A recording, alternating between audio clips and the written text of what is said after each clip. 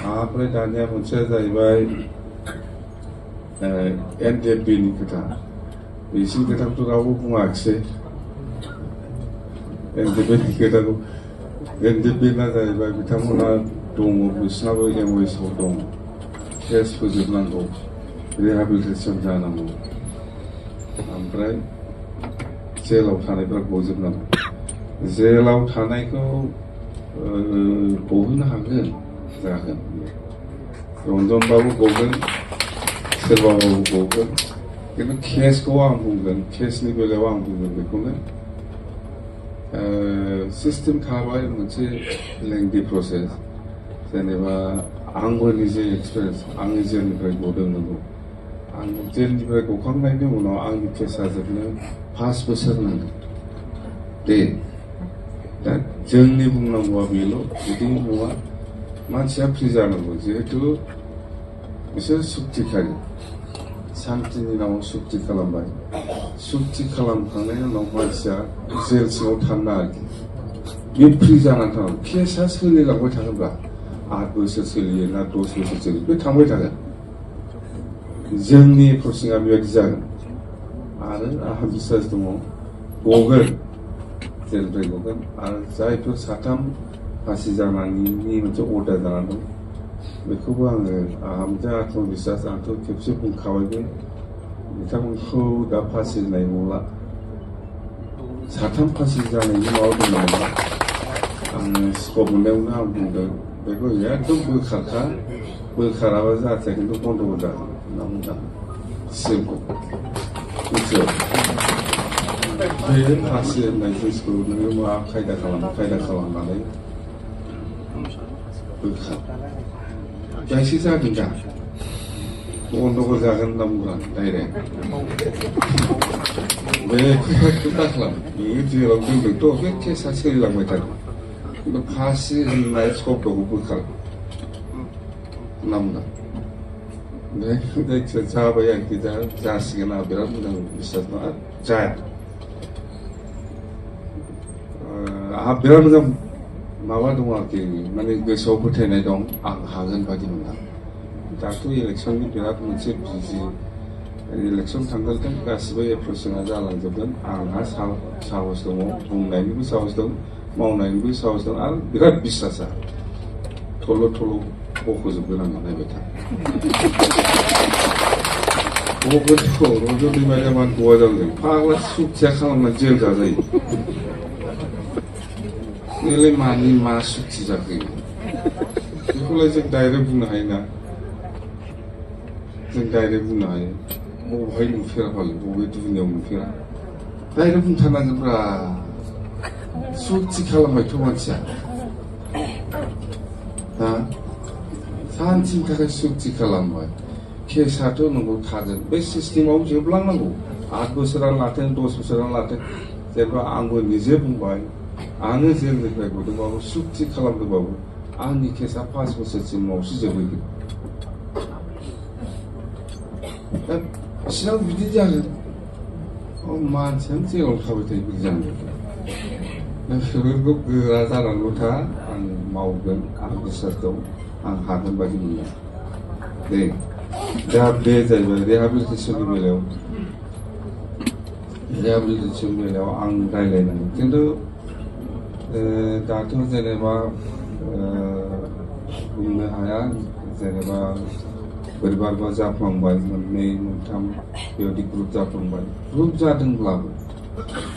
जादोंब्लाबो जेनेबा मोनसे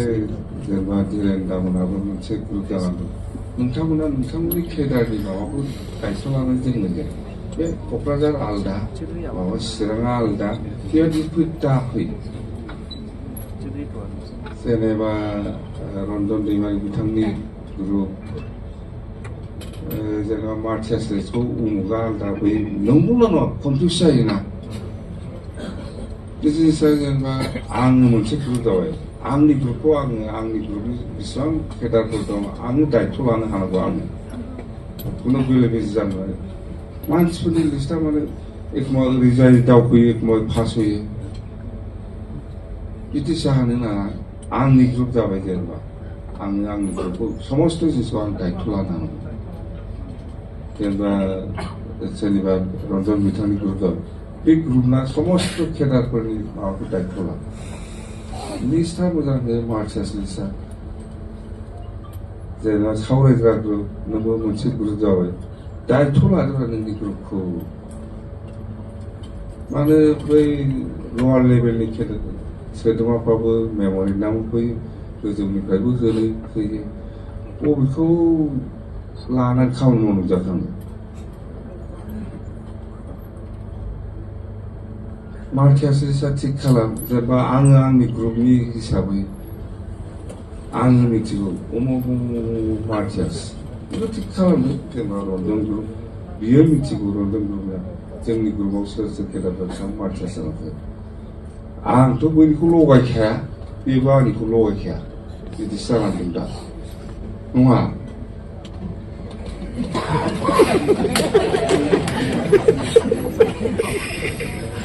सेपारेट नङा मोनसेयानो खिन्थु नों जेब्ला आंनो फैयो बैसिखौ लेबोआना बे आंजों मिलायखायामोन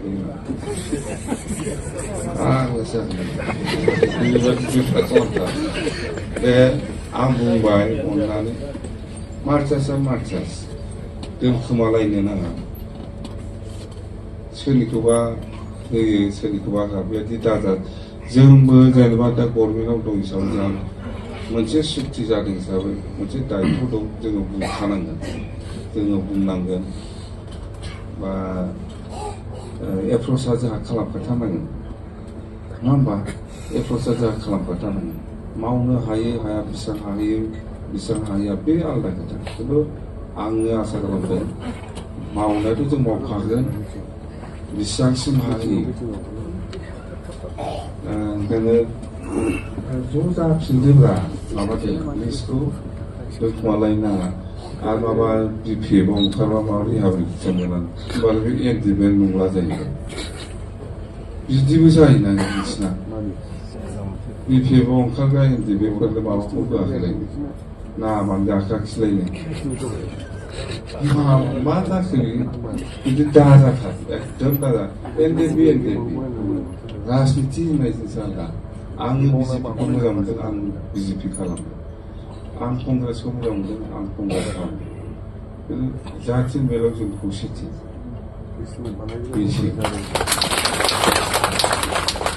बे बिजेपि खालामदोंना लिस्टखौनो होफैलायना दा बिदि जाना जादों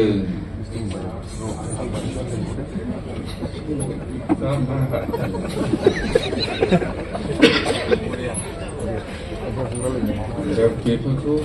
एकदम आं खावलायनाय आं जेब्ला आङो दिल्ली लेभेलसिम एप्र'च खालामो बे जिनिसा सलिड जायो आङो दिनै मोनसे खोथाखौ लानानै एप्र'च खालामबाय आरो सबबो बारायफिनोबा बे एसे इनडिसिप्लिन जायो नङा होमबा माने बे आराम मोननानै जोंखौ हमगोन बिसोर अफिसार बिराद हमनो गोरों बिसोर जोंखौ एसे समनिफ्राय ना बारा जादों मानसिफ्रा जोंनि माबाफ्रा एसे समफ्रा थारमाने बिसोर जाहैबाय बिराद टप लेभेलनि इन्डियाखौ सालायग्रा अफिसारफोर बिसोर जोंनि माबाफ्रा खुनु दिन भुल जानानै थानो नाङा बिसोर जाहैबाय इन्डियाखौ सालायग्रा अफिसारफोर बिसोरनि थुलुनायाव जों जेबो गैया जोंनि एप्र'चजों जोंनि माबाफ्रा एकदम सिस्टेमेटिक जाथारनांगौ गोरोंना फिदिंजोबनो हायो बिसोरो ओंखायनो आंनि खावलायनाय जों जेब्ला बेफोर खोथाखौ लानानै रायज्लायनाय जागोन जाहाथे बेनिफ्राय आरो गोदान आपडेट जाफिननाङा रिहाबिलिटेसननि बेलायावबो बेसेबां सहैदों बेसेबां सहैदों आंथ' जेनेबा बे 5 बोसोरा खबरबो लानाय जायाखै एबारावथ' जिहेतु गभर्नमेन्ट सालायबाय जों लानांसिगोन लागोन दायित्व दङ गभर्नमेन्ट सालायनाय हिसाबै बेखौ आं रायज्लायगोन नोंथांमोनजोंनो आरो नोंथांमोननि जितु एप्र'च बा नोंथांमोननि जितु प्रेजेन्टेसन बेखौनो लानानै आं गभर्नमेन्टआव आसाम बा गभर्नमेन्ट मिडियाखौ एप्र'च खालामो बेखिनि नङा होमबा बे जागोन आरोखि